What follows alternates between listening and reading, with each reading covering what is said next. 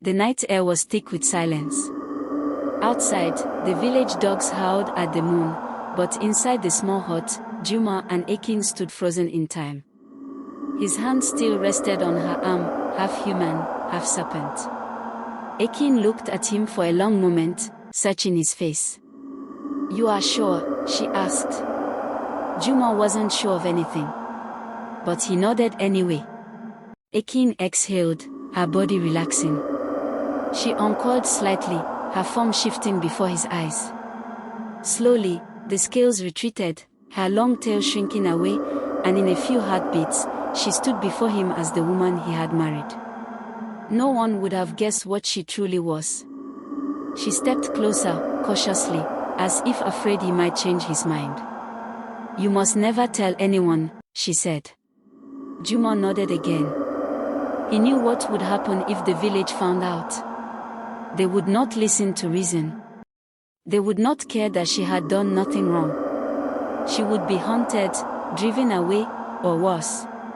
Achieng looked away. "You should sleep. We will talk in the morning."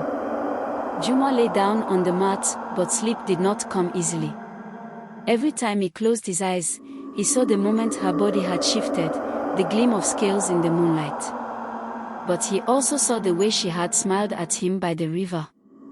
The way she had cared for him, without lies, without tricks. By the time the first light of dawn crept through the window, he had made peace with his choice. Days passed, then weeks. Life continued as it always had. The village gossiped about new marriages, the harvest, the rains. No one suspected anything about Achieng. She was still quiet, still watchful. But now, Juma saw what others did not, how she moved differently from the other women, how her eyes caught the light just a little too brightly at night. They never spoke of that night again. But Juma watched. He noticed how she avoided staying too long in the sun. How she never ate in front of others. How, at times, she would disappear into the forest for hours, always returning without a word. One evening, he followed her. She walked beyond the village, past the trees, to a small clearing near the river. There, she knelt, hands resting on the ground, eyes closed. The air around her seemed to shift. Then, before his eyes, her body rippled and changed. Juma held his breath. Achieng stretched, her long, powerful form shimmering in the fading sunlight. She was beautiful, terrifying, but beautiful. She slithered toward the water and dipped her head in, drinking deeply. Then, without a sound, she coiled around a tree, her golden eyes staring into the distance. Juma did not move. He could not deny what she was. But he also could not deny that she had never harmed him.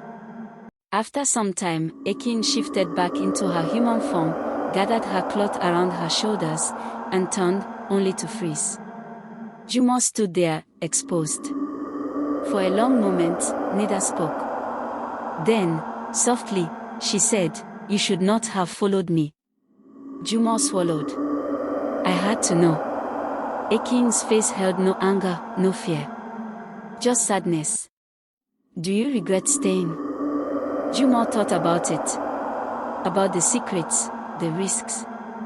Then he thought about her. "No," he said finally.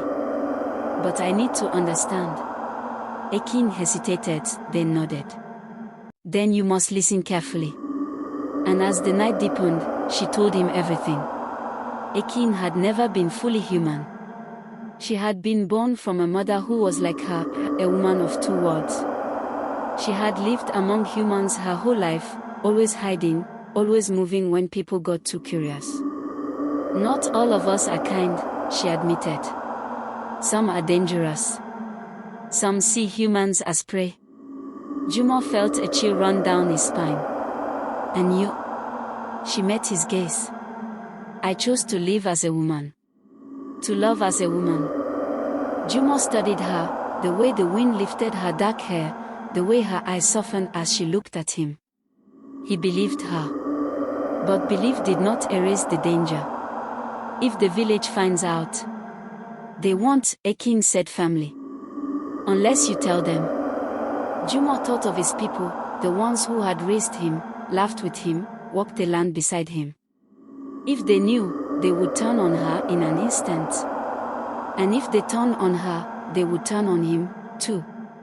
He took a deep breath. We must be careful. Achieng nodded. We will be.